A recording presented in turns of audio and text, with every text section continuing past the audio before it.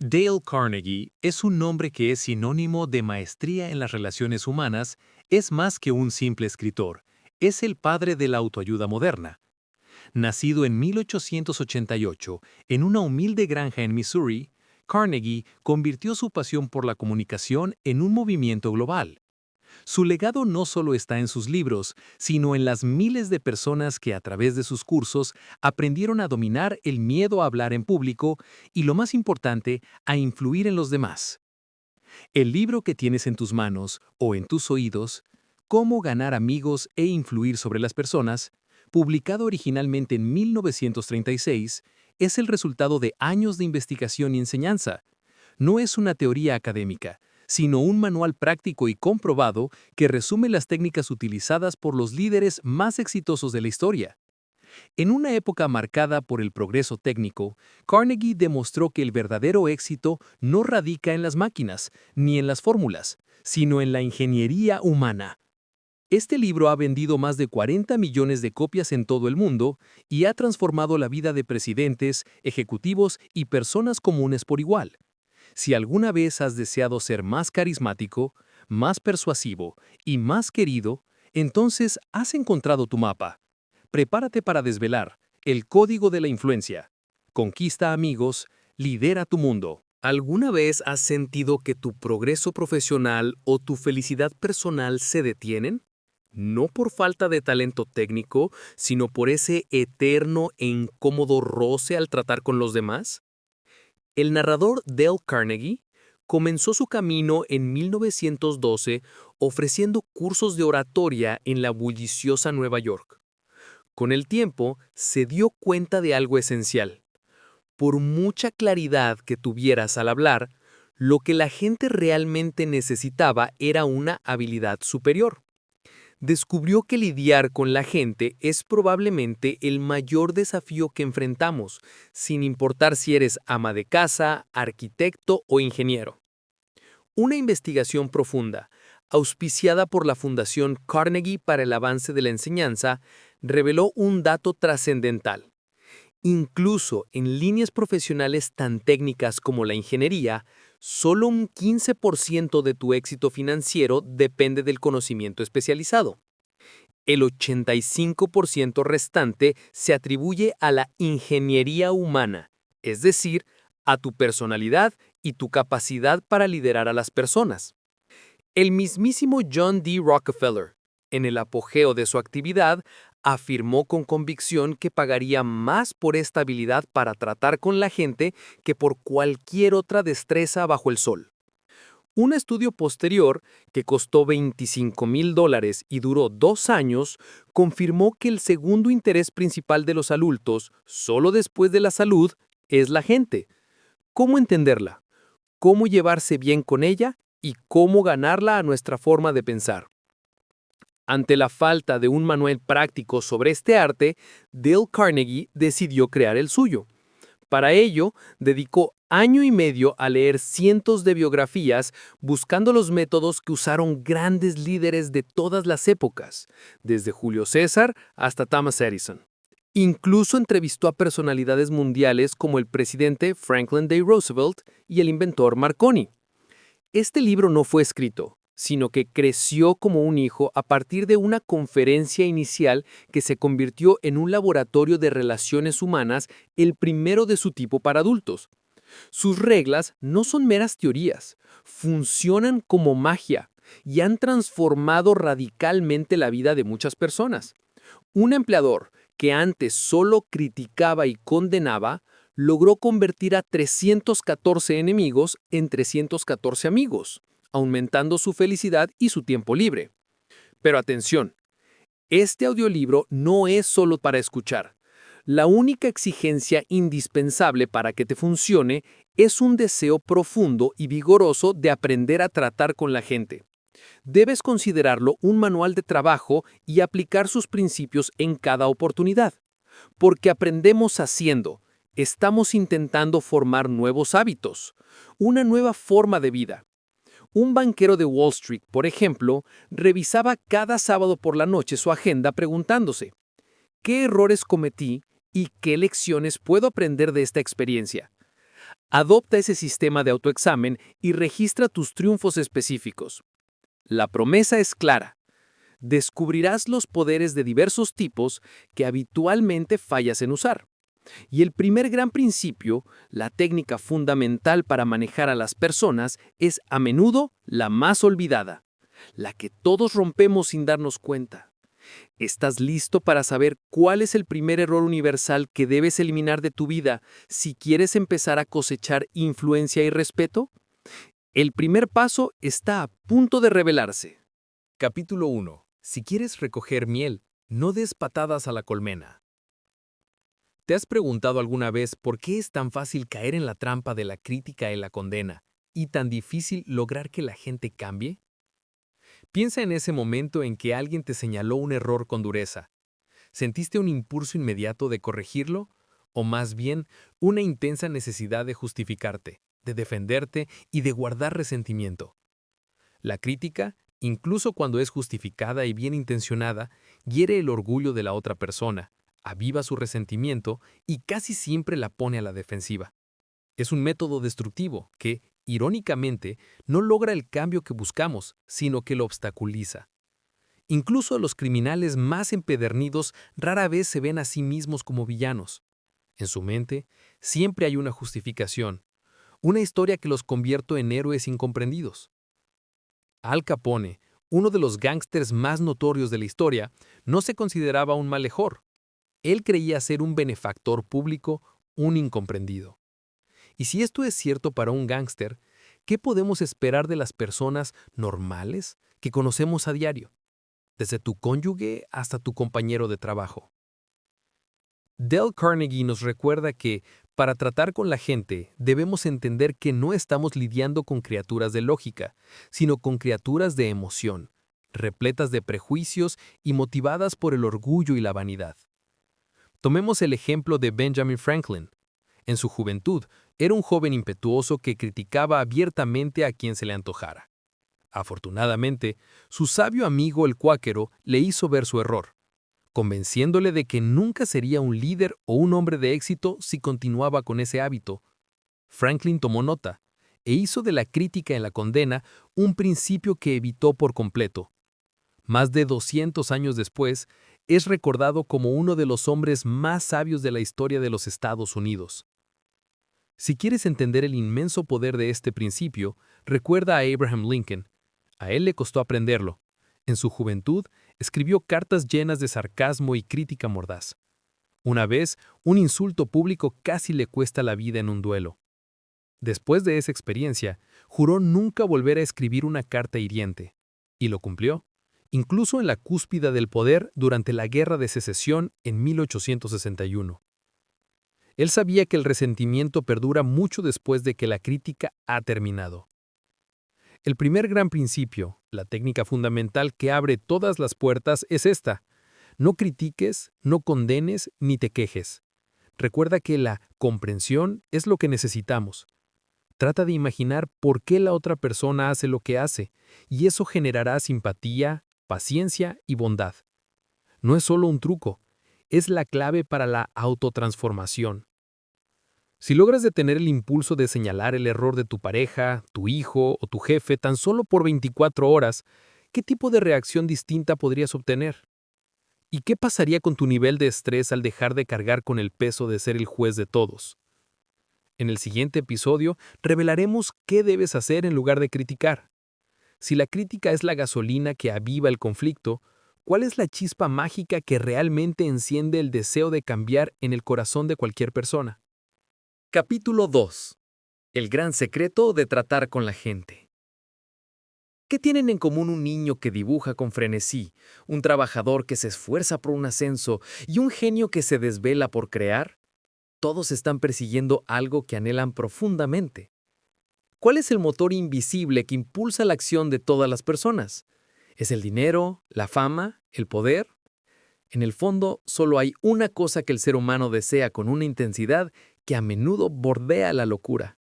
Freud lo llamaba el impulso sexual y Dewey lo llamaba el deseo de ser importante. Este es el anhelo de ser apreciado. Este deseo de ser importante nos hace comprar ropa de moda, conducir coches de lujo o hablar sobre nuestros hijos. Es la fuerza que llevó a Lincoln a escribir cartas de 1834 con la frase «Todo el mundo ama un cumplido», y lo que motivó a Charles Schwab, el primer hombre en la historia en recibir un sueldo de más de $1 millón al año, a revelar su secreto. Schwab confesó que su principal activo no era su genio financiero, sino su habilidad para despertar el entusiasmo entre sus hombres. ¿Cómo lo hacía? No temo a la nada en este mundo tanto como a la crítica. Y no hay nada que me motive tanto como la aprobación, dijo. El secreto era la apreciación sincera. La diferencia fundamental entre la apreciación y el halago es crucial. El halago es falso, es superficial, y rara vez funciona con personas de discernimiento. Es el dinero falsificado que, aunque se parece al oro, no lo es y tarde o temprano nos pasa factura. La apreciación sincera, por otro lado, es un alimento necesario para el espíritu humano. ¿Te has detenido alguna vez a pensar en las cualidades únicas de la gente que te rodea? El simple hecho de no criticar ya te pone por delante, pero el arte de la apreciación te lleva a la cumbre. Ralph Waldo Emerson, uno de los pensadores más influyentes de la historia, enseñaba que toda persona que conozco es superior a mí en algún sentido. En ese sentido, aprendo de ella. Si adoptamos esta filosofía, encontraremos cosas genuinas que apreciar en los demás. Nunca debemos tener miedo de usar frases como «tienes un talento para esto» o «me gustaría tener tu habilidad».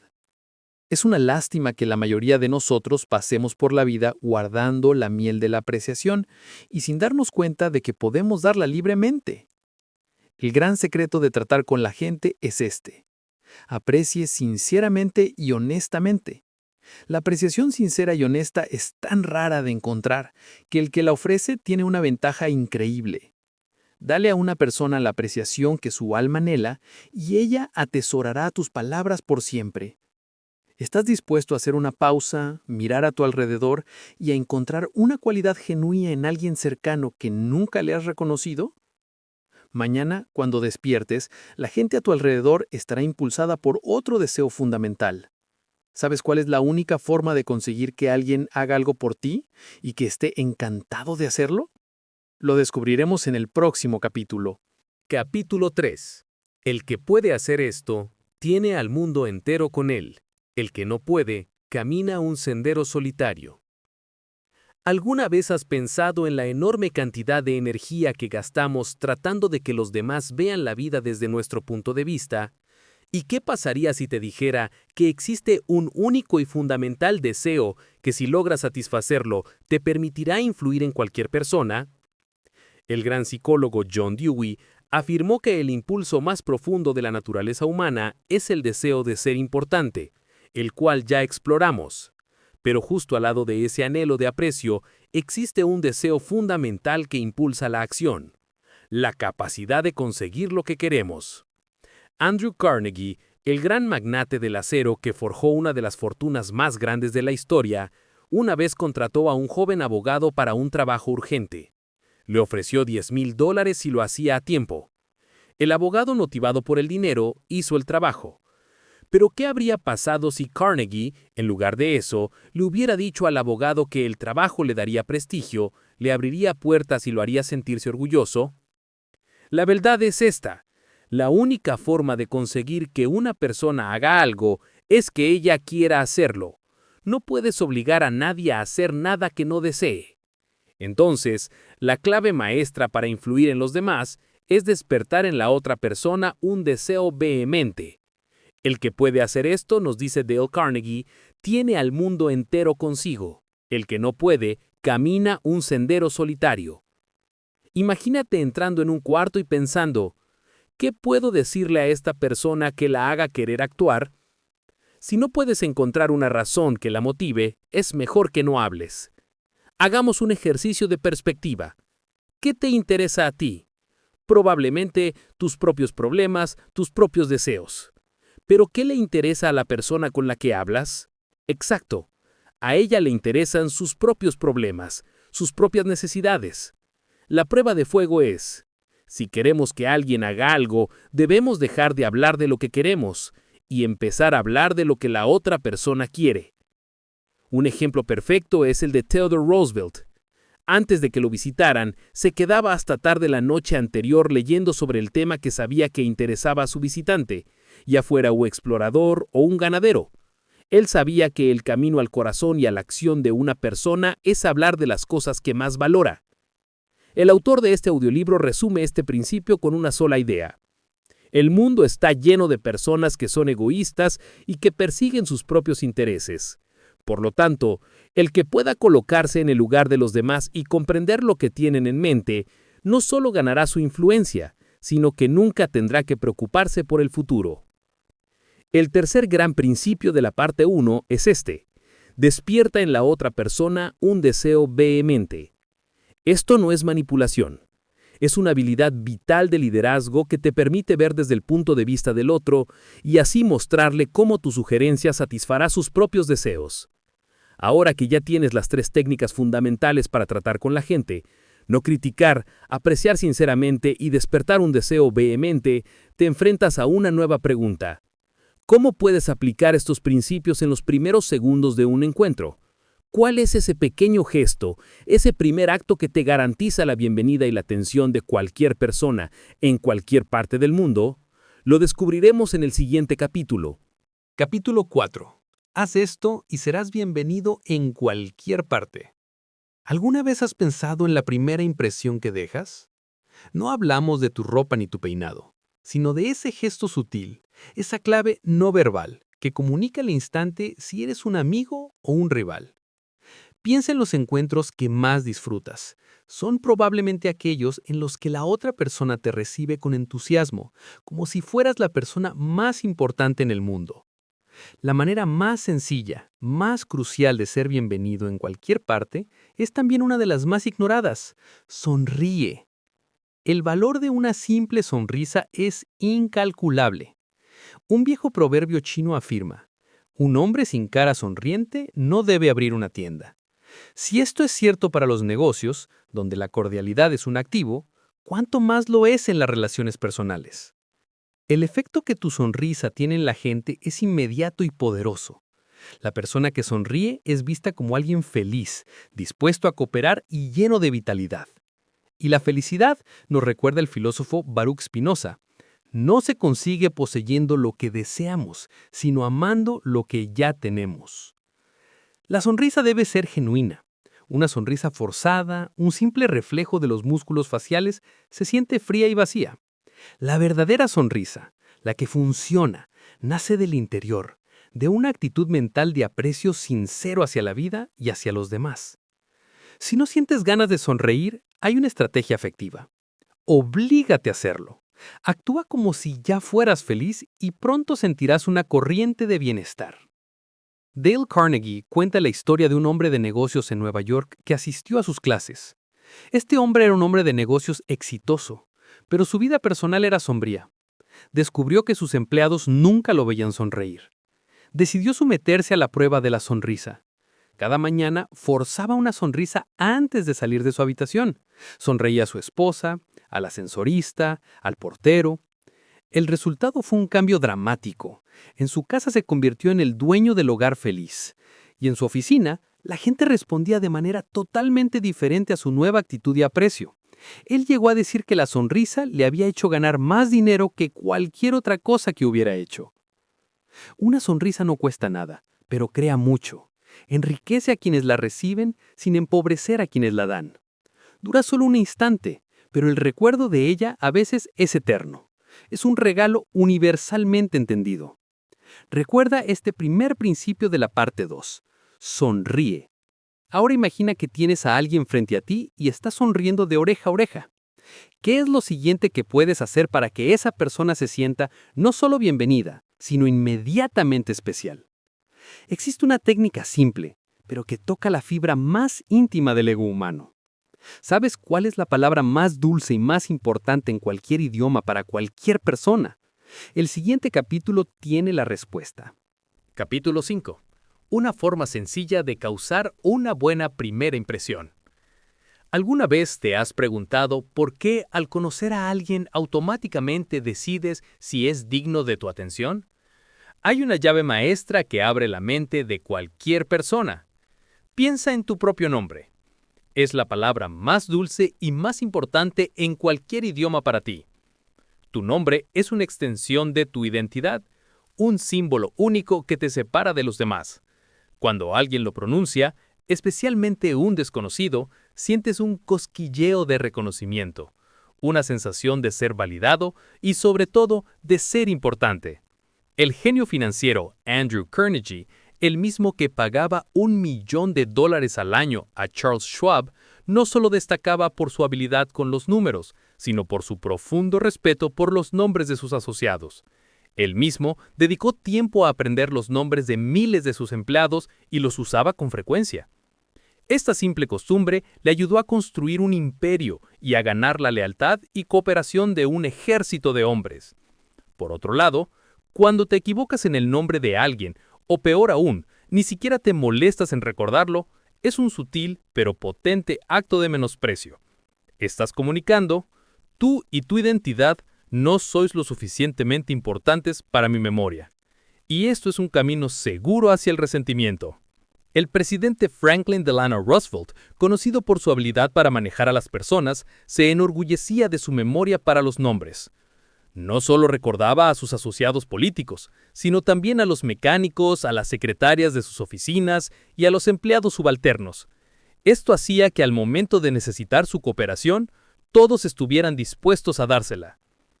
Memorizar el nombre de una persona es darle un cumplido sutil y eficaz. Es una forma sencilla de causarle una buena primera impresión, porque al pronunciar su nombre, has tocado la fibra más sensible de su ser. Napoleón III, el emperador, se ufanaba de su prodigiosa memoria. Él sabía que el nombre de un hombre era una clave para su corazón. Para dominar esta técnica no hay excusas. Hay que concentrarse. Hay que escuchar el nombre con atención, repetirlo mentalmente varias veces y usarlo en la conversación en el momento adecuado. El segundo principio de la parte 2 es este. Recuerda que el nombre de una persona es para ella el sonido más dulce y más importante en cualquier idioma. Una vez que has sonreído y has pronunciado el nombre de la persona con aprecio sincero, la has ganado para un intercambio. Pero hay un obstáculo invisible que a menudo destruye cualquier relación naciente. ¿De qué sirve todo lo anterior si en la conversación solo hablas de ti? ¿Cuál es ese error que, si lo cometes, te dirige inevitablemente a los problemas y te aíslas del mundo? Lo desvelaremos en el siguiente capítulo. Capítulo 6. Si no haces esto, te diriges a los problemas. ¿Alguna vez has conocido a alguien que solo habla de sí mismo, de sus éxitos, de sus problemas, de sus logros, y que rara vez te pregunta algo personal? ¿Cómo te hace sentir eso?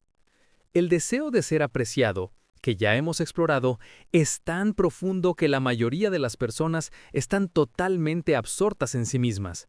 Piensan en lo que quieren, en lo que han hecho y en cómo lucen ante los demás. Es un hecho que la persona que solo piensa en sí misma está irremediablemente condenada a una vida de soledad y aislamiento. Si en tus interacciones no logras salir de tu propia cabeza, te diriges a los problemas. El arte de cultivar amistades y de influir en los demás radica en salir de ese constante egocentrismo. Si quieres que la gente te aprecie de inmediato, si quieres ser una persona de influencia, existe una regla de oro simple y de gran alcance. Sé genuinamente interesado en otras personas. Piensa en los animales. El perro es el único animal que no necesita trabajar para vivir, y la razón es su afecto sin reservas. Él es el primero en demostrar una alegría desbordante cada vez que te ve, y por eso lo amamos. Si queremos amigos de verdad, debemos poner nuestro tiempo, energía y pensamiento al servicio de los demás. Dale Carnegie relata la historia de un mago, Howard Thurston, que amasó una fortuna de $2 millones recorriendo el mundo con sus espectáculos. ¿Su secreto?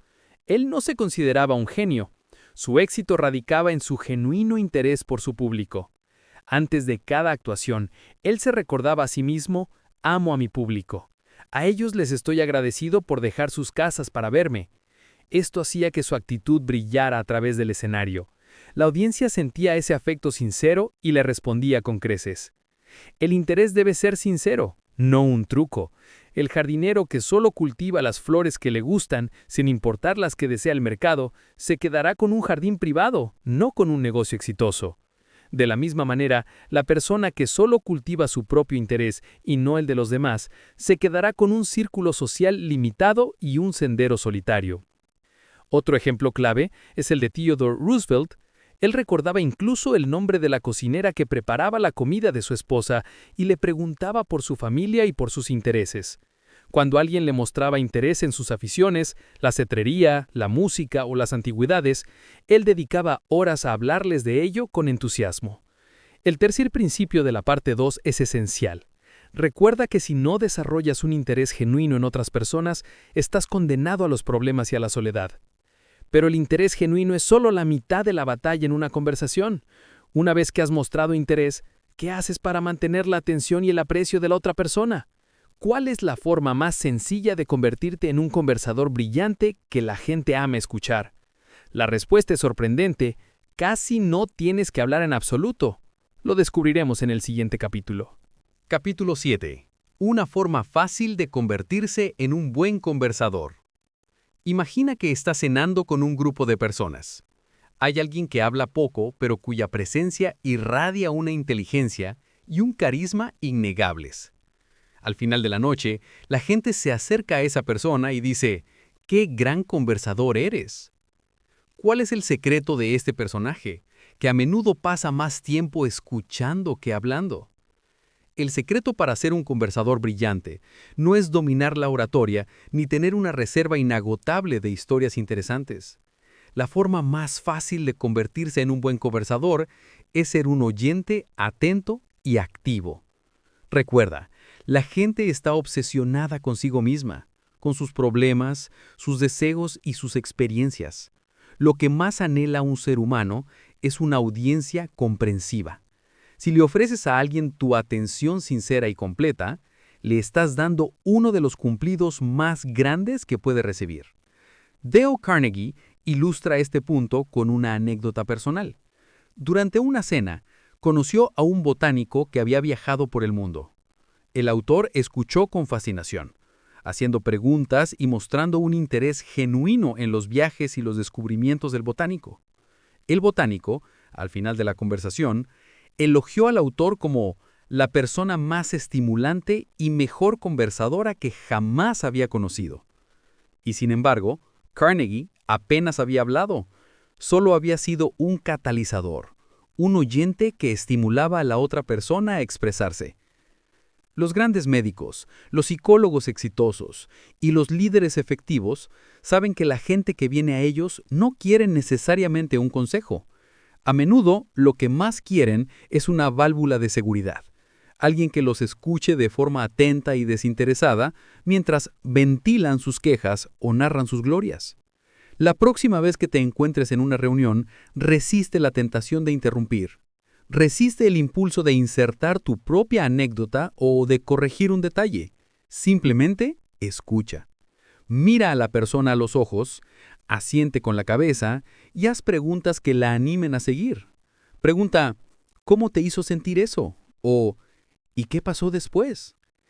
Esta es la magia. Al estimular a la otra persona a hablar sobre sí misma y sobre sus logros, alimenta su deseo de ser importante, y ella te valorará inmensamente. El cuarto principio de la parte 2 es este. Sé un buen oyente. Anima a los demás a hablar sobre sí mismos.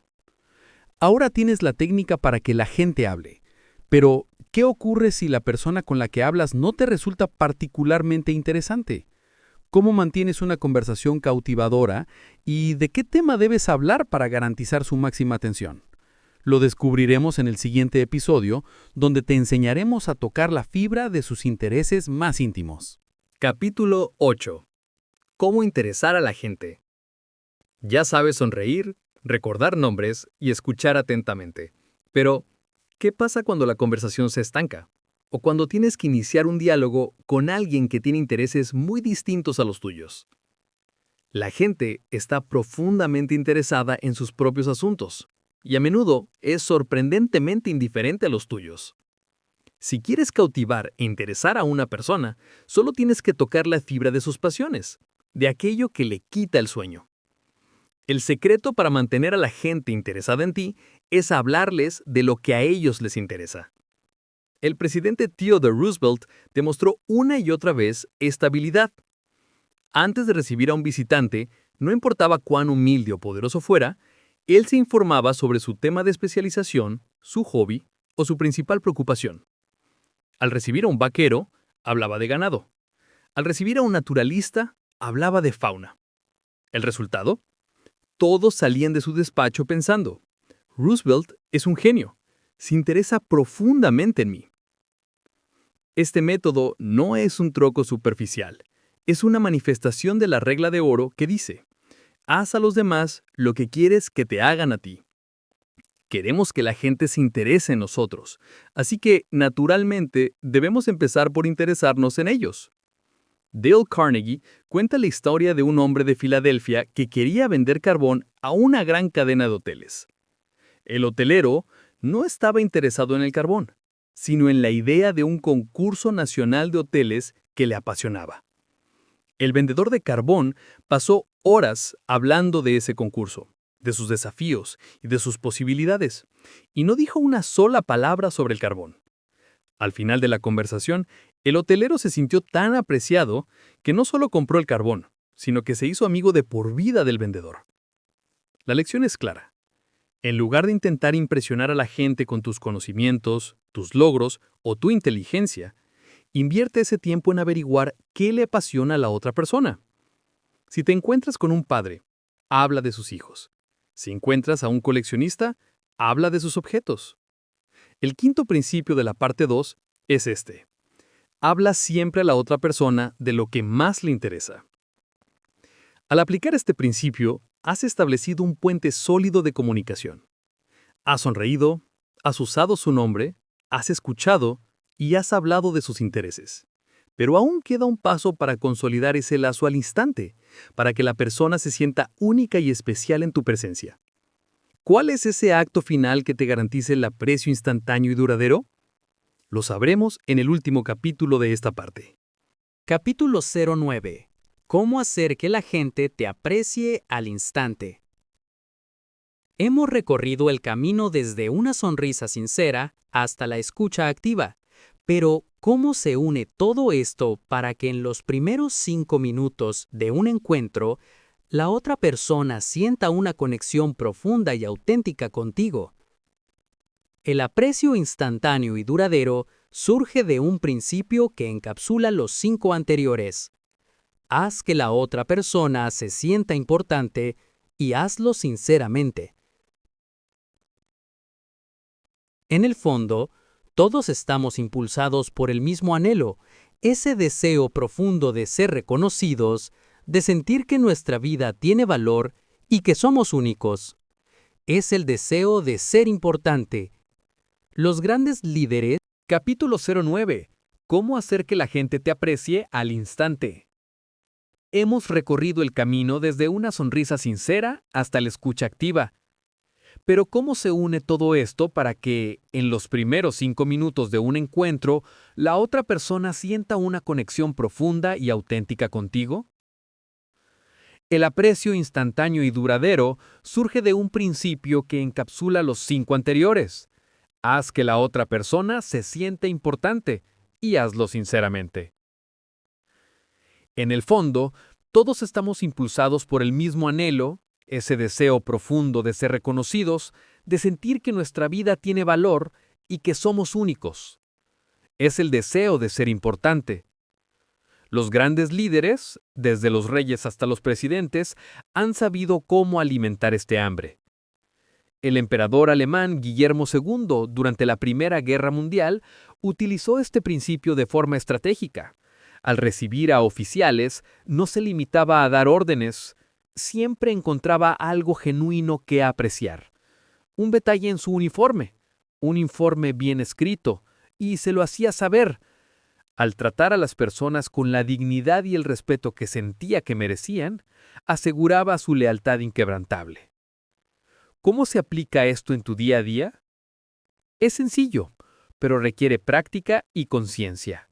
Busca oportunidades para elogiar a la gente. Si alguien te ha contado una historia que te ha conmovido, no dudes en decir, esa es una perspectiva fascinante. Nunca lo había visto así. Si un colega te ayuda, no murmures un gracias. Detente, míralo a los ojos y di, realmente te agradezco el esfuerzo que pusiste en esto. Fue crucial para el éxito. La clave de este principio es la sinceridad. El halago barato, la adulación superficial, es detectada al instante y causa desprecio. Pero el aprecio sincero, nacido de una comprensión genuina del valor de la otra persona, es el combustible que impulsa las relaciones. Un ejemplo práctico es el del cajero de un banco, que en lugar de criticar a un cliente que se equivocaba constantemente en sus cheques, encontró algo que admirar. Le elogió por la claridad de su letra y por su esfuerzo, y a partir de ese momento, el cliente se sintió tan valorado que se volvió impecable en su contabilidad. El sexto y último principio de la parte 2 es crucial. Haz que la otra persona se sienta importante y hazlo sinceramente. Al salir de esta sección, has aprendido las 6 maneras de hacer que la gente te aprecie. Pero ¿qué sucede cuando tienes que pasar de la conexión al convencimiento? ¿Qué haces cuando la otra persona piensa de forma completamente diferente a ti y necesitas ganarla a tu manera de ver las cosas? La gente a menudo defiende sus ideas con tanta pasión como la defiende su propia vida. ¿Cuál es la primera y más grande batalla que nunca debes intentar ganar si quieres ser influyente? Prepárate, porque la parte 3 comienza con una revelación. Capítulo 10. No se puede ganar una discusión. ¿Alguna vez has salido victorioso de una acalorada discusión, sintiéndote justificado y moralmente superior? Pero, si eres honesto, ¿realmente convenciste a la otra persona? Este capítulo comienza con una paradoja fundamental en las relaciones humanas. La única manera de sacar el mejor provecho de una discusión es evitarla. Piensa en una pelea. Incluso si la ganas, humillando el argumento de tu oponente, ¿qué ha pasado realmente?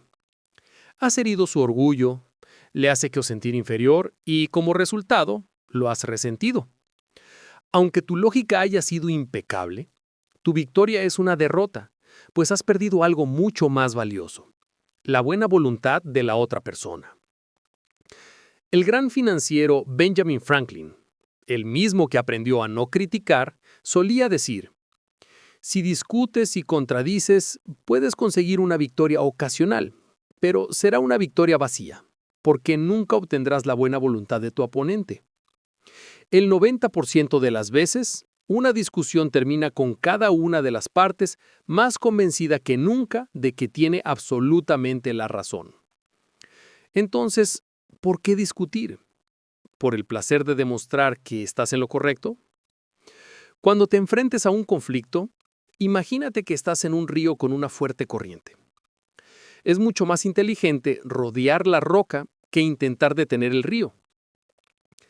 El presidente Woodrow Wilson, un académico que se convirtió en un líder mundial, reconoció tarde en su vida que, si alguien entraba en su oficina y se oponía a él con argumentos, no había forma de ganarlo. Pero si esa persona se acercaba con un tono de humildad y apertura, el diálogo era posible. Cuando te encuentres al borde de una discusión, hay algunas estrategias de control cruciales. Acepta la diferencia de opiniones. Recuerda que la otra persona tiene el derecho a estar equivocada, al igual que tú. Mantente abierto a la duda. Siempre hay una posibilidad de que tú mismo estés equivocado. Como dijo el filósofo Sócrates, solo sé que no sé nada. Agradece la oposición. Ve la diferencia de opinión no como un ataque, sino como una oportunidad de aprender o de considerar un punto ciego que quizás habías pasado por alto. El primer principio de esta tercera parte es ineludible. La única forma de ganar una discusión es evitándola. Si logras morderte la lengua en el momento de la provocación, has salvado la relación. Pero evitar la discusión es solo el primer paso. A menudo, nuestras palabras no intencionadas son las que causan más daño, incluso sin que haya habido un debate abierto. ¿Cuál es ese hábito sutil que nos garantiza hacer enemigos? ¿Y cómo podemos eliminarlo para siempre de nuestro vocabulario? Lo exploraremos en el siguiente capítulo. Capítulo 11. Un camino seguro para hacer enemigos y cómo evitarlo. Evitar una discusión es un gran avance, pero el peligro de hacer enemigos no termina ahí. Hay un hábito verbal, sutil y persistente, que destruye la buena voluntad más rápido que cualquier grito. ¿Cuántas veces has escuchado a alguien comenzar una frase con "Ahora, voy a demostrarte que estás equivocado"? O "Ese no es el punto. El punto es..." Esos son los momentos en que sin querer emitimos un desafío a la inteligencia de la otra persona. Si quieres un camino seguro y rápido para hacer enemigos, aquí está la fórmula. Declara sin rodeos que la otra persona está equivocada. Este tipo de afirmaciones son flechas envenenadas que apuntan directamente a dos de los anhelos más profundos del ser humano: su deseo de ser importante y su orgullo. Estás diciendo, en esencia, soy más inteligente que tú y mi juicio es superior. El efecto es instantáneo. La otra persona se pone a la defensiva. Incluso si cambian de opinión más tarde, su orgullo herido nunca les permitirá admitirlo. El principio es de sentido común, pero se olvida constantemente. El Papa Alejandro VI tenía una frase que resonó a través de los siglos. Hay que enseñar a la gente como si no se le enseñara, y proponer cosas desconocidas como si fueran olvidadas. En otras palabras, debemos ser diplomáticos. Si sientes que alguien ha cometido un error, no le golpees con una afirmación. En su lugar, usa frases conciliadoras, frases que demuestren que estás abierto a la posibilidad de que, quizás, solo quizás, también podrías estar equivocado. Puedes empezar diciendo: "Bueno, yo lo veo de esta manera, pero puedo estar equivocado. A menudo me equivoco. Revisemos los hechos". Benjamin Franklin, en su autobiografía, explica cómo adoptó esta filosofía. Abandonó los verbos con connotación autoritaria como "ciertamente", "sin duda" y "por supuesto". En su lugar, usaba frases como "concibo que es así", "me imagino que es así" o "si no me equivoco". Descubrió que esta actitud humilde y tentativa era increíblemente efectiva. Su propuesta era aceptada fácilmente porque la otra persona se sentía respetada y parte de la decisión. El segundo principio de la parte 3 es este: muestra respeto por las opiniones ajenas. Jamás le digas a una persona que está equivocada.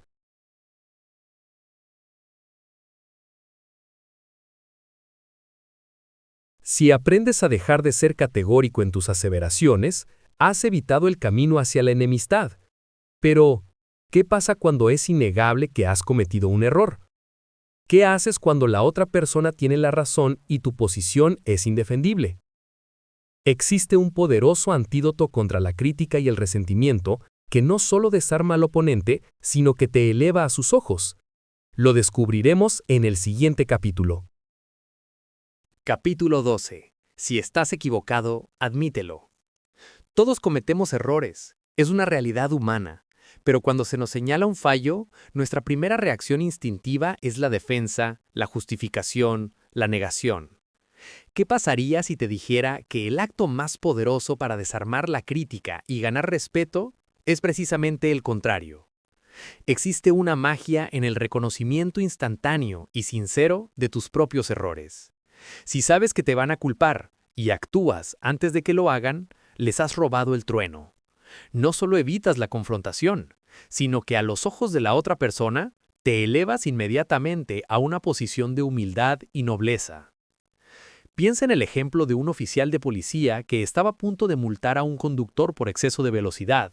En lugar de discutir o dar excusas, el conductor se adelantó y dijo: «Señor oficial, soy culpable. No tengo excusa.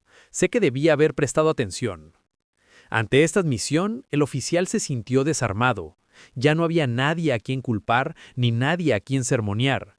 El instinto del oficial cambió de la crítica a la clemencia y terminó no multando al conductor. Cuando te autocriticas con valentía y rapidez, el oponente siente que no hay nada más que hacer. Su orgullo queda satisfecho al verte reconocer la falta, y lo único que le queda es una sensación de generosidad para perdonarte o minimizar tu error. Dale Carnegie relata un momento en el que, paseando con su perro, violó una norma del parte al no llevarle con correa. Cuando un oficial le reprendió con dureza, el autor se adelantó, disculpándose y asumiendo su culpa por completo, antes de que el guardia pudiera decir nada. El resultado: el oficial, en lugar de sermonearlo más, pasó de la crítica a la preocupación y le aconsejó dulcemente cómo evitar la multa la próxima vez. La admisión de tu error no es una señal de debilidad, es una demostración de fortaleza y carácter. Es un reconocimiento de que eres humano y que estás dispuesto a enmendar tu camino. El tercer principio de la parte 3 es este: si estás equivocado, admítelo rápida y enfáticamente. Al aplicar este principio, has desarmado a tu oponente. Pero ¿qué pasa cuando la otra persona no está buscando una discusión, sino una concesión o una cooperación? ¿Cómo puedes asegurar su buena voluntad desde el inicio, abriendo su mente antes de siquiera presentar tu argumento? Hay una técnica dulce y simple que funciona como un imán para el corazón humano y que es mucho más efectiva que cualquier afirmación. Es lo que exploraremos en el siguiente capítulo. Capítulo 13.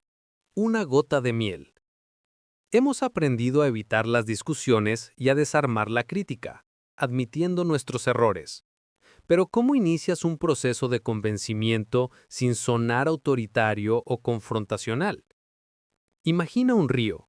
Si te paras en medio y le gritas a la corriente para que cambie de dirección, solo terminarás exhausto. Pero si te sitúas río abajo y usas un pequeño canal para desviar suavemente una gota de agua, esa gota se unirá a otras y eventualmente la corriente seguirá el camino que has creado. El principio para influir en las personas es igualmente sutil. Comienza de una manera amistosa y suave. La Biblia, hace miles de años, ya nos dio la clave con la máxima: una respuesta suave quita el aire, pero la palabra dura aviva el furor. Cuando el corazón de un hombre está lleno de ira y resentimiento, toda la lógica del mundo no podrá tocarlo. Sin embargo, un enfoque de calidez y aprecio puede derretir el hielo. Un gran ejemplo de este principio lo dio el presidente Abraham Lincoln. Cuando la guerra de secesión estaba en su apogeo, Lincoln necesitaba la cooperación de un general que la había ofendido. En lugar de confrontarlo, Lincoln le escribió una carta llena de aprecio por sus pasados servicios y solo al final le pidió ayuda con humildad. El general, desarmado por la amabilidad, se apresuró a darle su apoyo incondicional. Piensa en ese momento en que tienes que pedir una concesión o señalar un error a alguien. Si comienzas diciendo: «Mira, tenemos un problema aquí», el tono está listo para la confrontación. En su lugar, comienza con una gota de miel, un cumplido sincero, una expresión de gratitud o un recordatorio de un objetivo común. Un ejemplo práctico es el de un electricista que tenía problemas para cobrar una cuenta. En lugar de amenazar con un litigio, que habría escalado el conflicto, el electricista visitó al deudor, sonrió y comenzó alabando el negocio del hombre. Luego, con una amabilidad inusual, le dijo que sabía que era honesto, pero que la factura se había extraviado o algo similar. ¿Qué resultó? El hombre se sintió tan avergonzado por la confianza depositada que no solo pagó la deuda, sino que le dio más trabajo. El cuarto principio de la parte 3 es este: una gota de miel atrapa más moscas que un galón de hiel. Comienza de una manera amistosa. Has abierto la puerta con una sonrisa y una actitud amistosa. Ahora, ¿cómo diriges la conversación hacia tu punto de vista sin que la otra persona sienta que la estás forzando? Existe una antigua técnica, utilizada por el filósofo más sabio de la historia, que te permite guiar a tu oponente hacia una conclusión que él mismo sentirá como propia. Lo descubriremos en el siguiente capítulo. Capítulo 14. El secreto de Sócrates. Has evitado la discusión y has comenzado con amistad. Ahora estás a punto de presentar tu punto de vista, pero tienes que hacerlo en una manera que la otra persona no lo perciba como una imposición, sino como una revelación propia. El secreto para lograr esto fue perfeccionado hace más de 2300 años por el gran filósofo ateniense Sócrates. Su método, que aún hoy lleva su nombre, es la técnica más ingeniosa para convencer. El principio es simple. Consigue que la otra persona diga sí, sí inmediatamente. Sócrates nunca le decía directamente a la gente que estaba equivocada. En su lugar, hacía preguntas con las que su oponente se veía forzado a estar de acuerdo. Seguía preguntando, una tras otra, hasta que las afirmaciones iniciales se acumularan en una conclusión que, irónicamente, contradecía la posición original del oponente. La otra persona había llegado a tu conclusión por sí misma. Cuando una persona dice no, su orgullo exige que se mantenga firme en esa posición, incluso si más tarde se da cuenta de que el no fue un error. Decir no es más que pronunciar una palabra. Es un acto de defensa muscular, glandular y nervioso que cierra la mente. Por el contrario, decir sí pone todo el cuerpo en una actitud de apertura y receptividad. El uso de la técnica socrática es vital en los negocios y en el liderazgo. Piensa en un vendedor que logra que su cliente diga sí desde el inicio. ¿No es cierto que le gustaría ahorrar dinero en su factura de energía? Sí. ¿No es cierto que valoro un producto de calidad? Sí. Cuando el cliente ha dicho sí suficientes veces, es mucho más difícil que diga no a la propuesta final. Dale Carnegie cuenta la historia de un ejecutivo de ventas que utilizaba este principio para conseguir contratos. En lugar de argumentar sobre los detalles de su oferta, comenzaba preguntando a sus clientes sobre los principios fundamentales de la calidad y el servicio que consideraban importantes. Al obtener una cadena de sís sobre las características deseadas, el ejecutivo lograba que el cliente aprobara la venta casi sin darse cuenta de que había llegado a la conclusión que el vendedor quería. El quinto principio de la parte 3 es este. Consigue que la otra persona diga sí, sí inmediatamente. Has aprendido a guiar a las personas con preguntas. Pero ¿qué pasa cuando la persona te detiene con una queja, un resentimiento o un problema que no le permite siquiera empezar el diálogo? Existe una válvula de seguridad psicológica que, si la abres, permite que toda la presión se libere y el camino a la cooperación se despeje. Lo descubriremos en el siguiente capítulo. Capítulo 15. La válvula de seguridad en el manejo de quejas. En el proceso de convencer a alguien, es inevitable encontrarse con barreras de resentimiento o quejas. Si intentas imponer tu lógica mientras la otra persona está emocionalmente alterada, tu argumento será inútil. Imagina una olla a presión. Si intentas abrir la tapa a la fuerza mientras el vapor está hirviendo, tendrás un desastre. Necesitas una válvula de seguridad para liberar la presión antes de poder manipular la olla. En las relaciones humanas, la válvula de seguridad es la escucha paciente. Si quieres manejar una queja, un enojo o una crítica, el sexto principio de persuasión es fundamental. Permite que la otra persona hable la mayor parte del tiempo. Cuando una persona está enojada o tiene una queja, no quiere un debate, quiere ser escuchada. Quiere la oportunidad de ventilarse por completo. Si le das esa oportunidad, la persona agotará su propia emoción. Se habrá desahogado. Dale Carnegie nos da el ejemplo de un cliente furioso que entra a una oficina a quejarse de un envío. El gerente, en lugar de interrumpir o discutir, simplemente se sentó y escuchó. El cliente, al principio, gritó y despotricó, descargando todas sus frustraciones. El gerente se limitó a sentir y a repetir. ¿Sí? Lo entiendo. No me extraña que se sienta así. Al cabo de un rato, el cliente, habiendo agotado su munición emocional, se calmó. Y solo entonces, cuando la presión había bajado, El gerente pudo presentar su caso con serenidad y la situación se resolvió de forma amistosa. Este principio se aplica no solo a las quejas, sino a la búsqueda de cooperación. Si quieres que alguien te revele información crucial o te dé su apoyo, deja que esa persona te hable de sus problemas, de sus éxitos y de sus experiencias. Haz preguntas y escucha activamente. Recuerda, la gente se siente importante cuando se le pide su opinión y cuando se le da la libertad de expresarse sin interrupciones. El principio de la válvula de seguridad es este. Deja que la otra persona sea la estrella de la conversación cuando estés buscando información o cuando se presente una queja.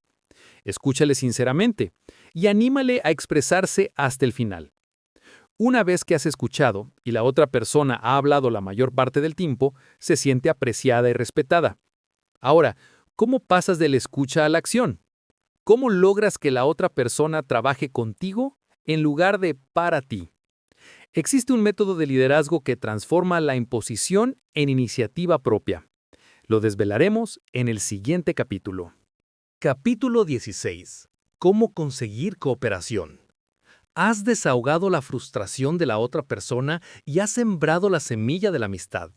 Ahora, si quieres que esa persona te ayude, que se sienta comprometida con la solución, no debes imponerla. Debes hacer que la idea sea suya. El principio para conseguir cooperación se basa en el más profundo de los orgullos humanos. Deja que la otra persona sienta que la idea es suya. A nadie le gusta que se le vendan ideas o se le den órdenes. A todos nos gusta sentir que somos los autores de nuestras propias decisiones, que actuamos por iniciativa propia y que nuestras ideas son las que mueven el mundo. El gran escritor y filósofo Ralph Waldo Emerson dijo en 1838, «En cada obra de genio, reconocemos nuestros propios pensamientos rechazados. Vuelven a nosotros con cierta majestad ajena». En otras palabras, la gente se apropia de una idea cuando siente que ya estaba latente en su propia mente. Un ejemplo clásico es el de la empresa Xerox. Cuando necesitaban que los distribuidores aceptaran un plan de ventas, en lugar de imponerlo, los ejecutivos organizaron una reunión en la que presentaron el problema y pidieron la opinión de los distribuidores. Durante la conversación, los ejecutivos guiaron sutilmente la conversación para que los distribuidores propusieran exactamente el plan de ventas que la empresa ya había ideado. Como resultado, los distribuidores se sintieron dueños del nuevo plan y lo ejecutaron con un entusiasmo y un compromiso que nunca habrían tenido si se les hubiera impuesto desde arriba. Este principio es especialmente crucial en el liderazgo familiar y empresarial. Si quieres que tu hijo estudie, no le ordenes. Pregúntale qué planes tiene para el futuro y cómo el estudio encaja en esa visión. Si quieres que un colega acepte un nuevo procedimiento, no le digas «haz esto». Pregúntale «¿cómo crees que podemos mejorar la eficiencia en esta área?» o «¿cuál sería tu propuesta para resolver este cuello de botella?». El séptimo principio de la parte 3 es este. Permite a la otra persona sentir que la idea es suya. Al permitir que la otra persona cocine la idea en su propia mente, has ganado su cooperación a largo plazo. Pero existe otra herramienta poderosa que toca otra fibra sensible del ser humano, su necesidad de ser visto como alguien especial, como un visionario. ¿Cuál es esa fórmula mágica que no solo resuelve problemas, sino que te hace parecer un experto en el trato humano? Lo descubriremos en el siguiente episodio. Capítulo 17. Una fórmula que hará maravillas por ti. Has logrado que la otra persona genere la idea y se sienta parte de la solución. Pero hay momentos en que tienes que presentar tu propia visión y quieres que sea recibida no con escepticismo, sino con entusiasmo y aprecio. La clave para que tu propia idea sea aceptada y cause maravillas en las relaciones humanas es la empatía. Es la fórmula mágica que desarma al oponente antes de que pueda objetar. Esta fórmula es simple, pero profundamente transformadora. Trata honestamente de ver las cosas desde el punto de vista de la otra persona. Piensa en el tiempo y la energía que inviertes en pensar en tus propios problemas. Ahora, por un momento, invierte esa energía en tratar de entender por qué la otra persona piensa y actúa como lo hace. Si comprendes sus motivaciones, sus temores y sus deseos, tendrás no solo la llave de su comportamiento, sino también la clave para modificarlo. Kenneth M. Good, uno de los grandes expertos en marketing de su época, llegó a decir en 1929, «Detente un minuto para contrastar tus propios intereses con los de la otra persona». Es una verdad eterna. El éxito en las relaciones y en los negocios depende de la capacidad de comprender el punto de vista ajeno. Un gran ejemplo es el del líder sindical que antes de negociar un contrato, se sentó a escribir la carta que él escribiría si fuera el empleador. Escribió los argumentos del empleador, sus concesiones y sus puntos de vista. Al hacer esto, no solo se preparó mejor para la negociación, sino que pudo abordar al empleador con una comprensión y una cortesía que derritieron la resistencia. El empleador, sintiéndose comprendido, se abrió a un compromiso amistoso. La gente tiene una razón para actuar de la manera en que lo hace. Si logras encontrar esa razón, no solo tienes la respuesta, sino que tienes la simpatía. Decir, si yo estuviera en tu lugar, sin duda pensaría lo mismo. O, entiendo perfectamente por qué te sientes así. Es una frase que apacigua los ánimos y abre el camino al diálogo. El octavo principio de la parte 3 es este. Trata sinceramente de ver las cosas desde el punto de vista de la otra persona. Al aplicar esta fórmula, has demostrado una profunda madurez emocional. Ahora, puedes presentar tus propias ideas con respeto. Pero hay un deseo fundamental en el corazón humano que si logras satisfacerlo, te permitirá convencer a cualquiera de hacer lo que deseas. ¿Cuál es ese anhelo que es incluso más poderoso que el deseo de ser importante? ¿Y cómo se manifiesta en la vida diaria? Lo revelaremos en el siguiente episodio. Capítulo 18. Lo que todo el mundo quiere. Hemos establecido la empatía como una fórmula mágica. Pero, ¿qué es lo que, más allá de la lógica o el deseo de ser importante, motiva a las personas a actuar de forma noble y cooperativa? Existe un deseo que a menudo es más profundo y más difícil de satisfacer que el deseo de alimento o de seguridad. Es el anhelo de que nuestra vida, nuestros actos y nuestras intenciones sean vistas como nobles y dignas. Es la necesidad de que nos vean actuando por motivos elevados. El banquero y filósofo J. Pierpont Morgan, en su análisis del comportamiento humano, afirmó: generalmente, la gente tiene dos razones para hacer una cosa, una razón que parece buena y la verdadera razón. El arte de la persuasión es apelar a la razón que parece buena, a la razón noble. La gente es fundamentalmente idealista. Quiere creer que está actuando de forma correcta, por principios morales, por el bien de la justicia, la verdad o el honor.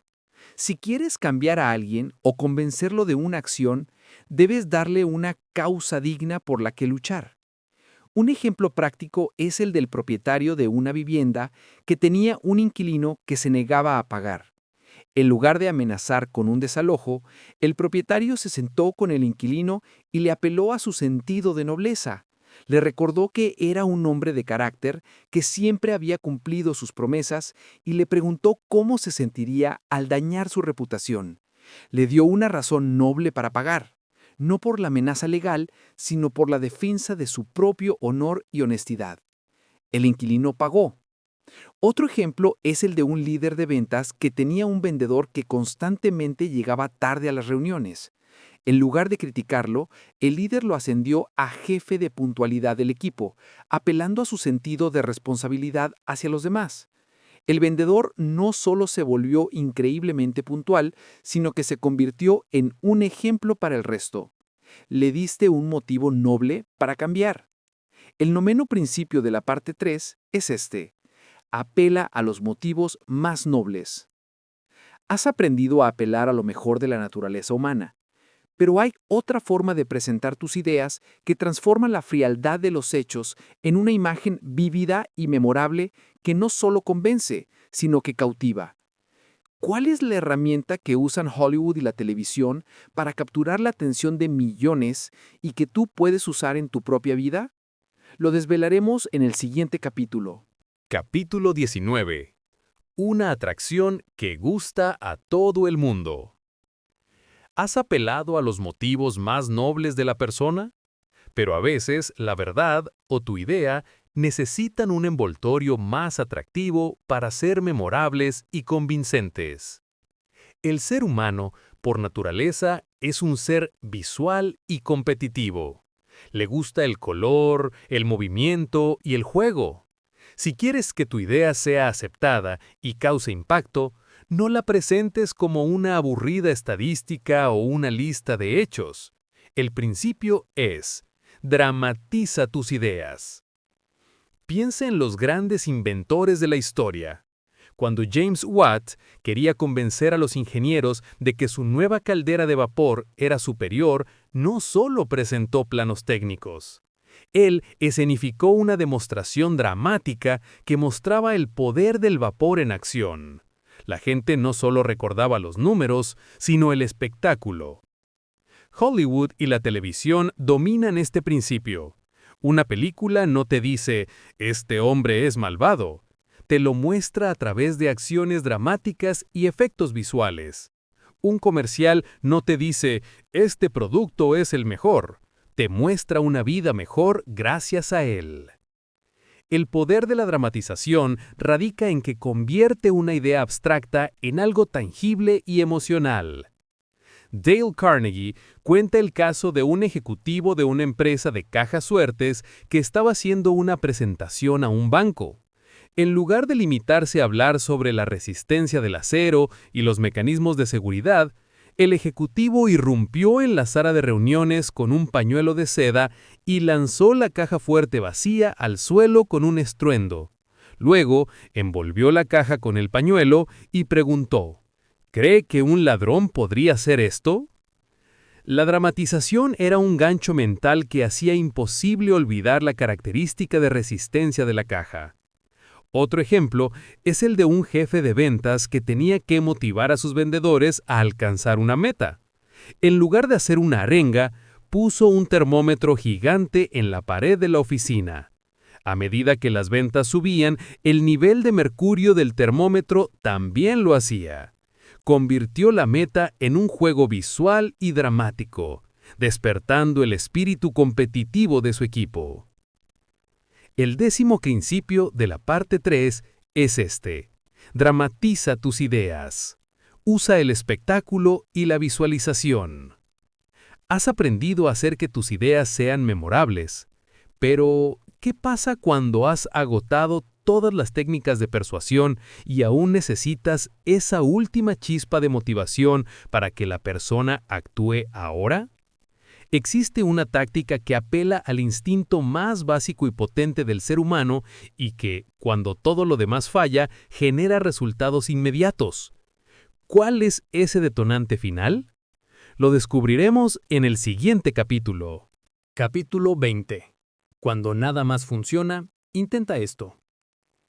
Has apelado a la lógica, a la emoción, a la nobleza y a la dramatización. Has usado todas las herramientas de persuasión, pero la persona o el equipo aún dudan o carecen de la motivación final para actuar. Cuando te enfrentas a la inercia, la duda o la falta de entusiasmo, hay una última herramienta que puedes usar: la competición. El principio final de la persuasión es: lanza un desafío. El deseo de superarse, de demostrar la propia valía, de sobresalir, es uno de los motores más poderosos del alma humana. El desafío es un llamamiento directo al espíritu de lucha, que es algo que a todos nos apasiona, desde los niños hasta los hombres de negocios más exitosos. Charles Schwab, el ejecutivo que ganaba $1 millón al año, tenía una fábrica donde la producción era muy baja. En lugar de gritar o amenazar, Utilizó este principio, visitó la planta y preguntó al capataz cuántos turnos había. Luego, le preguntó cuánta producción había logrado su turno ese día. El capataz respondió con el número 6. Schwab, sin decir una palabra más, tomó una tiza y escribió un gran 6 en el suelo y se fue. Cuando el turno de noche entró, vieron el número y preguntaron qué significaba. Al enterarse de que el turno de día había producido 6, se sintieron desafiados. Cuando el turno de noche terminó, borraron el 6 y escribieron un 7. Al ver esto, el turno de día, picado en su orgullo, escribió un 10. En poco tiempo, la fábrica que antes era ineficiente se convirtió en una de las más productivas, todo por un simple desafío. El desafío funciona porque apela al deseo de ser importante, al anhelo de sobresalir. Si quieres que un hombre o un equipo trabajen con ahínco, no lo hagas por dinero solamente. Haz que se sientan que están inmersos en una carrera, que tienen un reto que enfrentar, que hay un honor en juego. Este principio es vital en la gestión de personal. Contrata personas que tengan el deseo de jugar el juego, que amen el reto. Dale a un hombre un trabajo que parezca fácil y lo hará de forma mediocre. Dale un trabajo difícil, un desafío que requiera de su ingenio y esfuerzo, y él se dedicará con una energía renovada. El 11º principio y el cierre de esta parte es este. Cuando nada más funciona, lanza un reto y enciende la mecha de la competición. Hemos completado las 12 técnicas para ganar a la gente a tu forma de pensar. Ahora, pasamos a la parte crucial del liderazgo.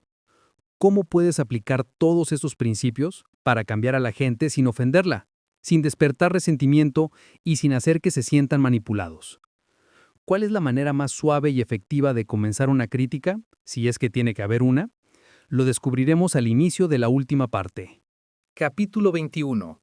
Si tienes que encontrar fallos, esta es la forma de empezar. El verdadero desafío del liderazgo no es señalar los errores, sino inspirar el cambio.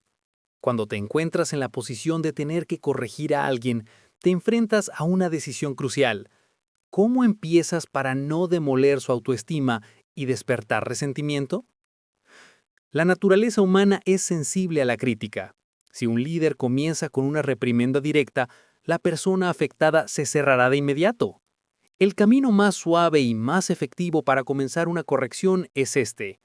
Comienza con elogios y aprecio sincero. Piensa en el dentista que, antes de aplicar el taladro, usa un anestésico local. El elogio es el anestésico que adormece la punzada de la crítica. Si primero le dices a una persona algo bueno que ha hecho, algo que valoras en ella, su mente se abre a tu sugerencia, porque sabe que tu intención no es herir, sino ayudar. Un gran ejemplo de esto es el del presidente Calvin Coolidge. Su secretaria personal cometía errores constantemente. Coolidge nunca la regañó directamente.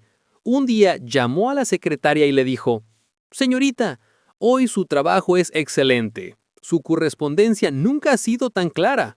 Es un placer trabajar con usted. Pero…» Y luego hizo una pausa. «Me he dado cuenta de que a veces se le escapan algunas palabras. Si pudiera ser tan cuidadosa, el trabajo sería perfecto». La secretaria no se sintió atacada. Se sintió inspirada a estar a la altura del elogio inicial. Otro caso fue el de un padre que quería que su hijo mejorara sus calificaciones. En lugar de comenzar con un reproche por la baja nota en matemáticas, el padre empezó alabando el buen desempeño del niño en historia y su gran creatividad en un proyecto reciente. Luego, enmarcó el problema de las matemáticas no como un fracaso, sino como un pequeño desafío en un historial de éxitos.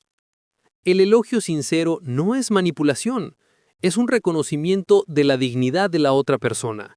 Si tienes que señalar un error, hazlo sobre una base sólida de aprecio. El primer principio de esta última parte es este. Si tienes que encontrar fallos, empieza con elogio y aprecio sincero. Has ablandado el terreno con cumplidos, pero aún con el elogio, la palabra «pero» puede anular todo lo bueno que has dicho. ¿Cómo puedes suavizar aún más la corrección y hacerla casi invisible? Existe una técnica simple para inyectar una sugerencia de cambio sin el detonante emocional de la palabra pero. Lo desvelaremos en el siguiente capítulo. Capítulo 22. ¿Cómo criticar y no ser odiado por ello? Has dado el elogio inicial, pero ahora viene el momento delicado de la corrección. Si usas la palabra pero, has creado un contraste abrupto que minimiza el cumplido anterior. Por ejemplo, tu informe es excelente, pero tienes muchos errores gramaticales. El pero se siente como un borrador que anula el elogio anterior. La forma de suavizar la crítica y hacer que la persona se centre en la mejora, no en el resentimiento, es sustituir el pero por la palabra y. El principio es, llama la atención indirectamente sobre los errores de los demás, sustituyendo el pero por la y. Mire la diferencia. Tu informe es excelente, y si pudieras revisar la gramática en el futuro, sería de 10. Al usar el y, el elogio se mantiene válido, y la sugerencia de cambio se presenta como un paso adicional hacia la perfección, no como una anulación de tu esfuerzo previo. Un ejemplo práctico es el de un jefe que tenía que criticar la falta de cuidado de un supervisor al mantener limpia su área de trabajo. En lugar de confrontarlo, el jefe empezó alabando la dedicación del supervisor y su habilidad para motivar a su equipo. Luego continuó diciendo, estamos muy orgullosos de ti, y si las áreas de trabajo estuvieran tan pulcras y ordenadas como lo estás tú, seríamos un modelo para toda la empresa. El supervisor entendió la crítica, sin sentirse reprendido. Otro ejemplo fue el del padre, que no quería que su hija saliera hasta terminar su habitación.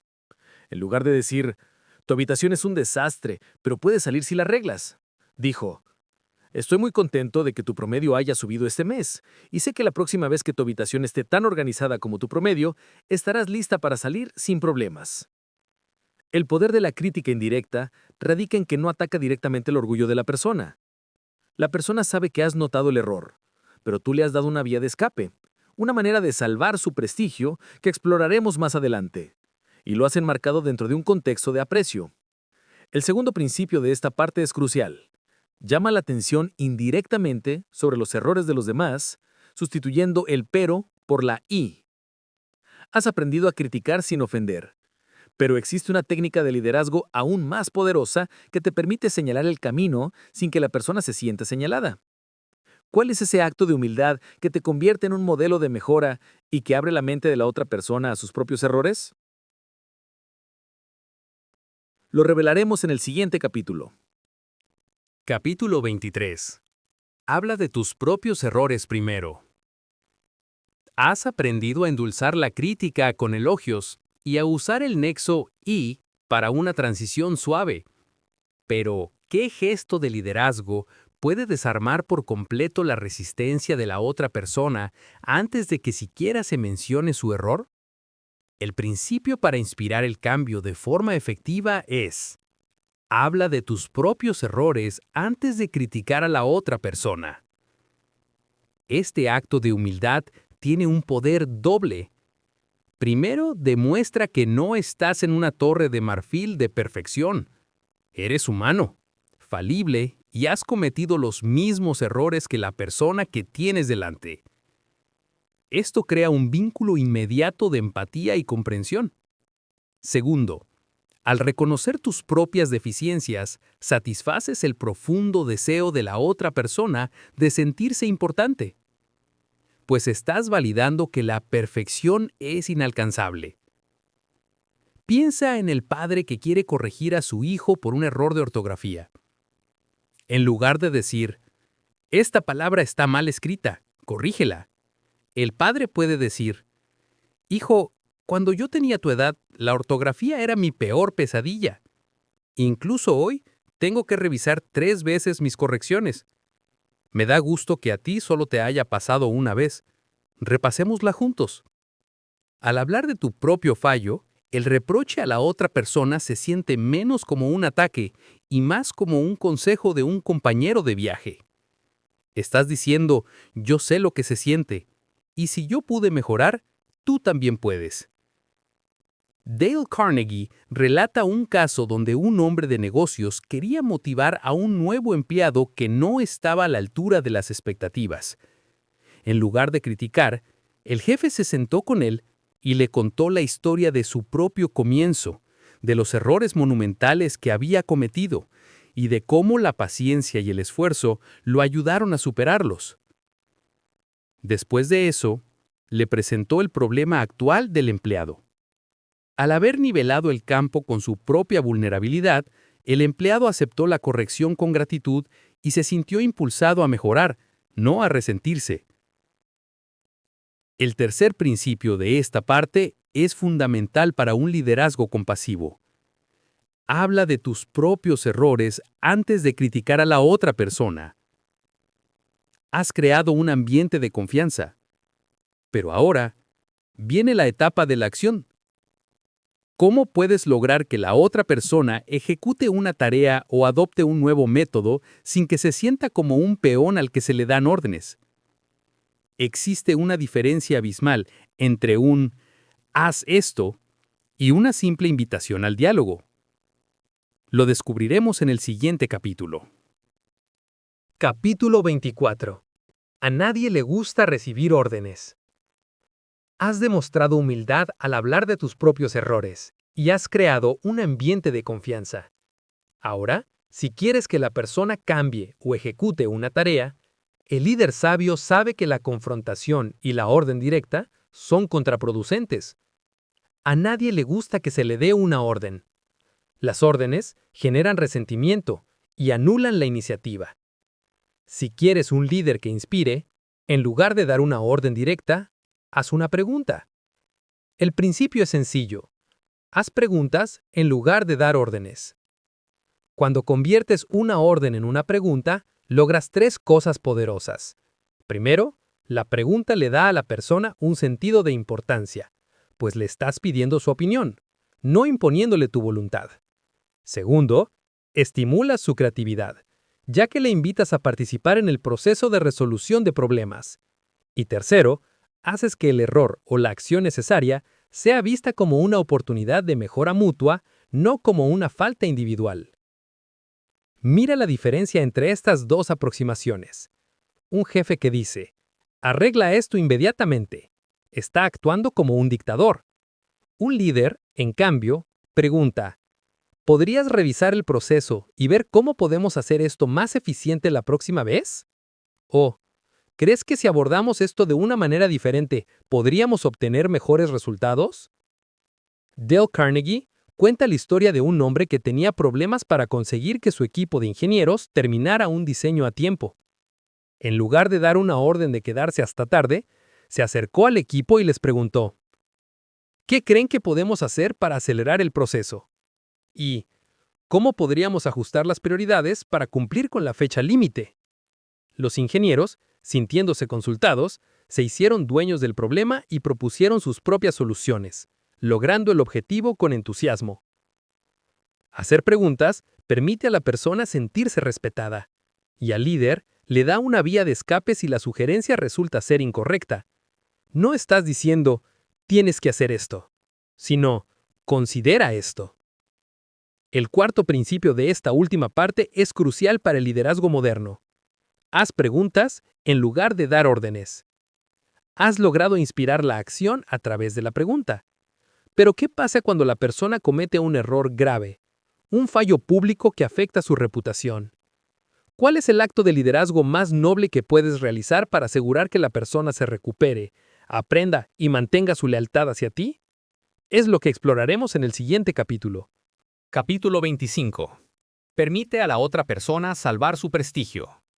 En el juego de liderazgo es inevitable que las personas cometan errores, incluso errores graves o públicos. Si tienes que mover a alguien de un puesto, degradarlo o corregirlo por una falta que todos conocen, la clave para mantener su lealtad y su espíritu es la compasión. El principio es de sentido común, pero se olvida con frecuencia, especialmente en momentos de tensión. Permite a la otra persona salvar su prestigio. El prestigio es la cara pública del orgullo, y es un bien preciado para todos. Humillar a un hombre es un crimen contra su autoestima y un camino seguro hacia su resentimiento. Si tomas medidas para corregir un error, debes hacerlo de una manera que le permita a la persona retroceder con gracia, manteniendo su dignidad intacta. Piensa en Antoine de Saint-Exupéry, el autor de El Principito, que escribió: «No tengo derecho a decir o hacer algo que disminuya a un hombre ante sus propios ojos. Lo que importa no es lo que yo piense de él, sino lo que él piense de sí mismo. Herir la dignidad de un hombre es un crimen». Este principio es vital en la toma de decisiones difíciles. Si tienes que degradar a un empleado, no lo hagas públicamente, ni con un anuncio categórico de su fracaso. En su lugar, puedes ascenderlo a un nuevo título que se adapte mejor a sus habilidades, enmarcando el movimiento como una oportunidad y no como un castigo. Permite que el error se desvanezca en el pasado y enfócate en el futuro. Dale Carnegie cuenta el ejemplo de un gerente que necesitaba despedir a un empleado por bajo rendimiento.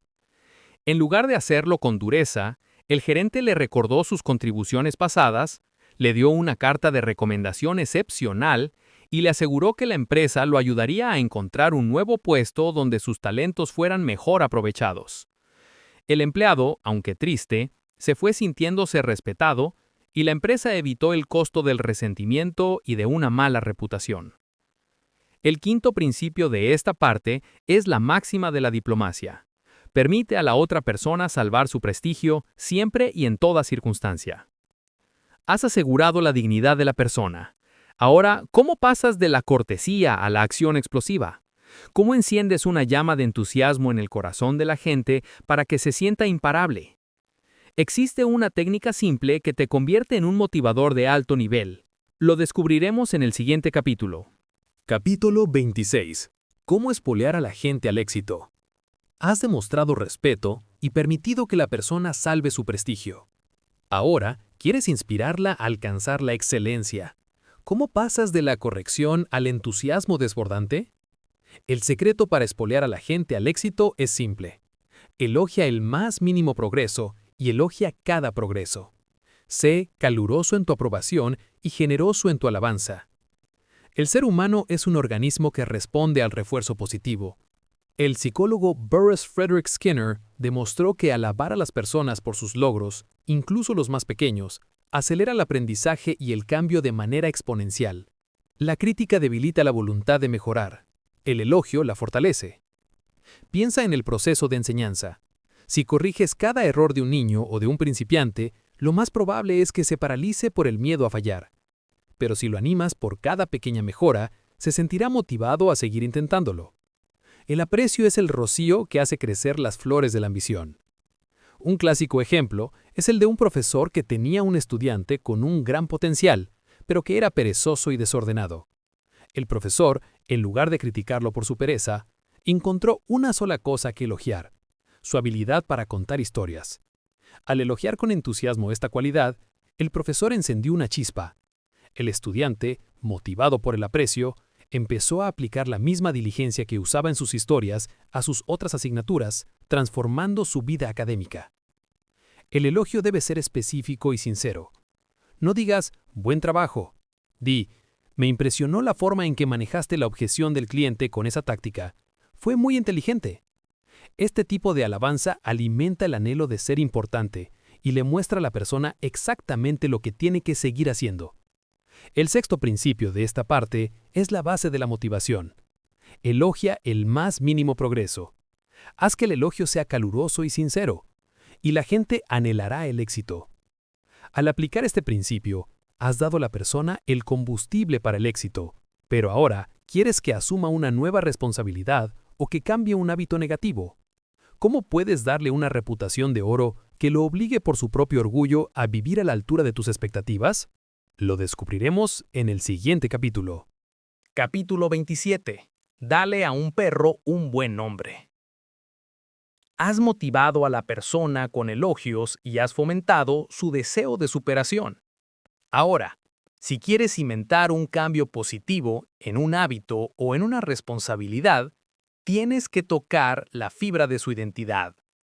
El principio es uno de los más poderosos del liderazgo psicológico. Dale a la otra persona una buena reputación que defender. El gran dramaturgo William Shakespeare lo expresó perfectamente. Asume una virtud si no la tienes.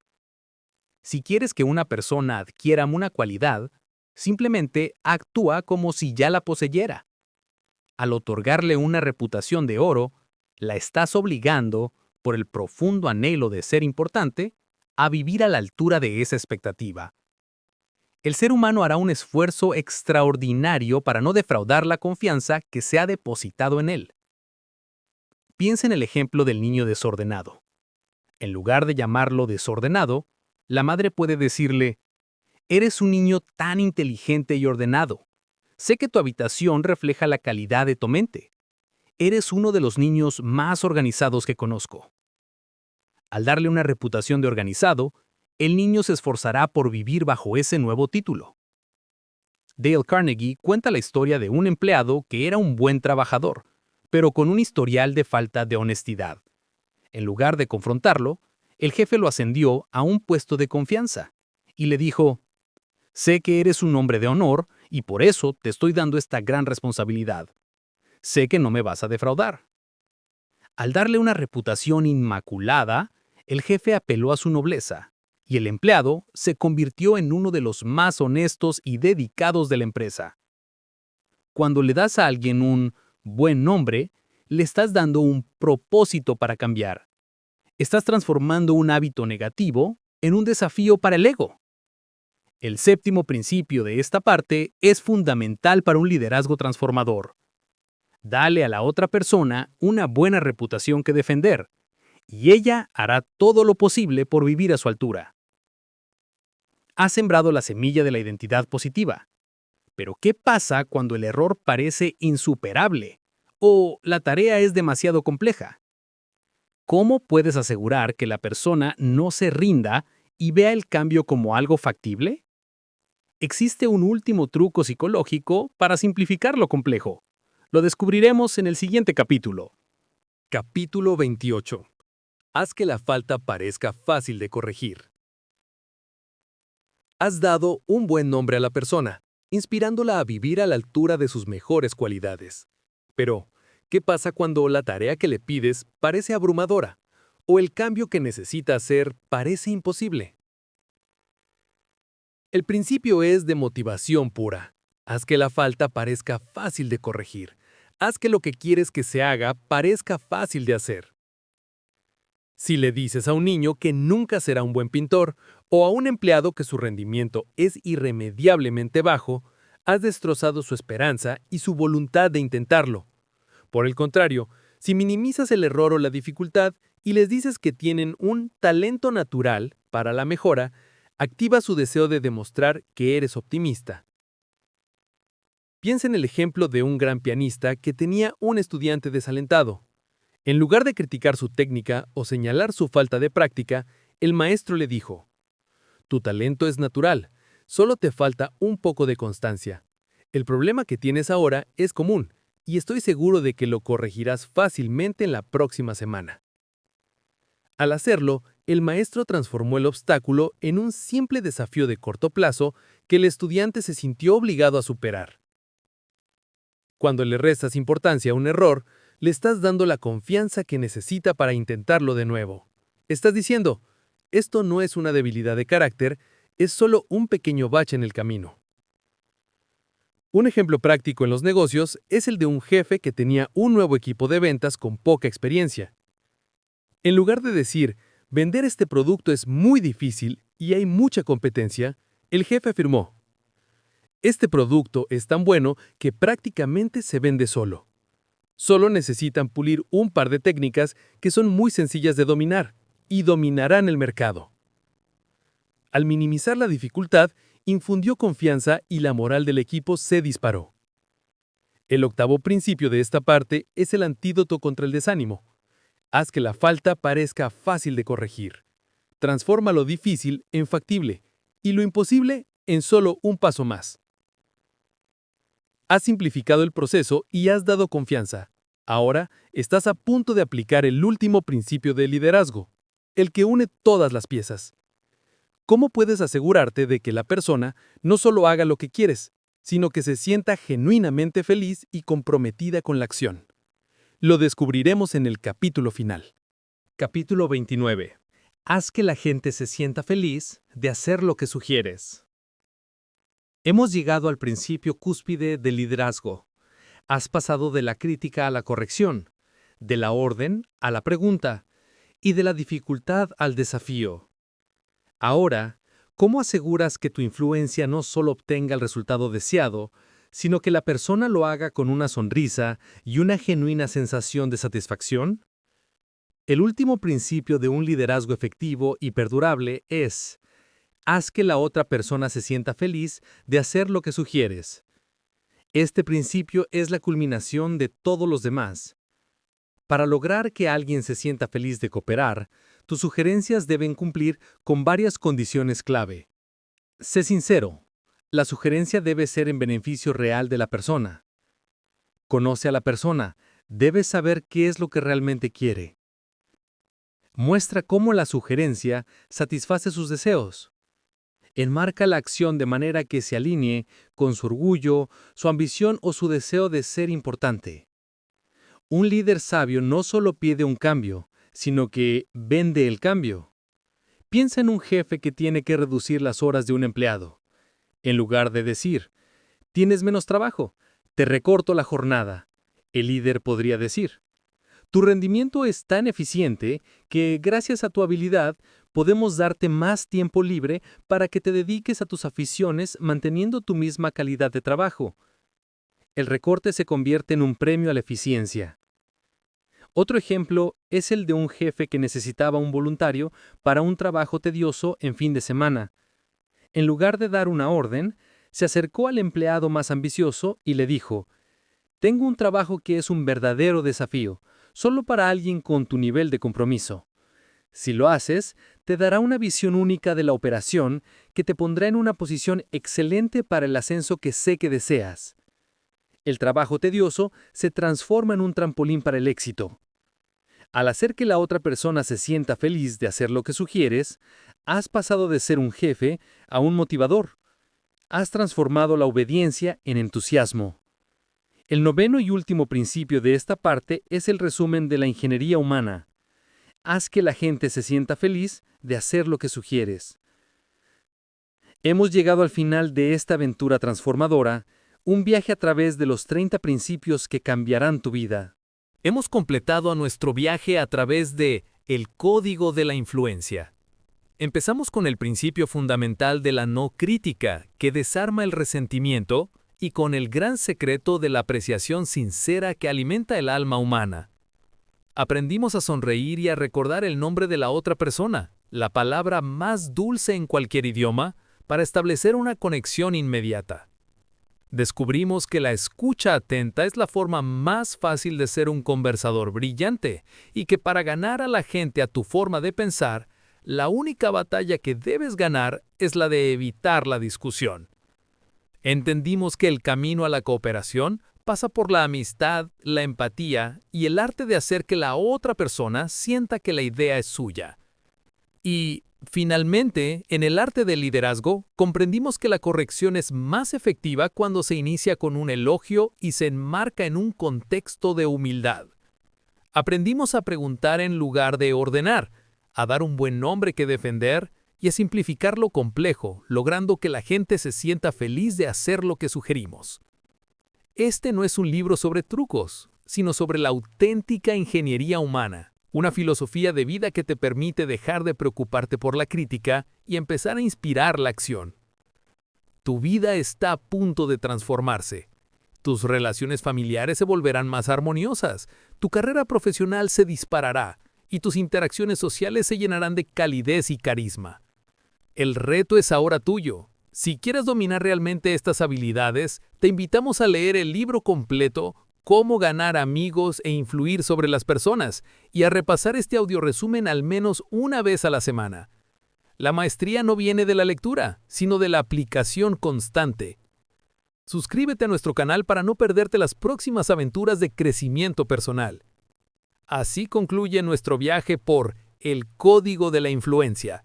Recuerda, tienes el poder de transformar tus relaciones.